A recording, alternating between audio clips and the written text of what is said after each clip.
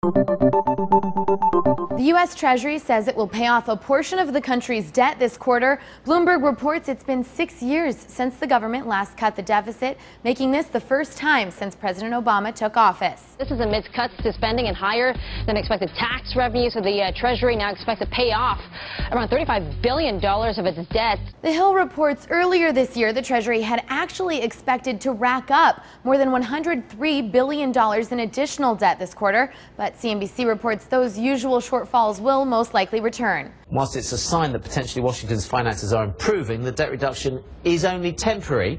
The Treasury expects to borrow more than $200 billion in the third quarter, and the budget deficit will likely hit $845 billion this year. $35 billion may seem like a lot to pay off, but it's actually just a small chunk of what the U.S. owes. The country's national debt hit $16.7 trillion last Friday. Fox News' Neil Cavuto calls it a spit in the ocean, but a spit nonetheless. First time Uncle Sam has earmarked funds for debt relief. It would be like you with your Visa card trying to pay a little bit more than the minimum payment to try to bring that overall debt down. According to the Wall Street Journal, the partial payoff gives the Obama administration a little more time before running up against the federal debt ceiling. Congress passed a measure in January that suspended the debt cap until May 18th, when it will reemerge at the level of debt on that day. If lawmakers haven't reached an agreement by that date, the Treasury would deploy so-called extraordinary measures, juggling accounts to keep debt below that level while continuing to pay its bills.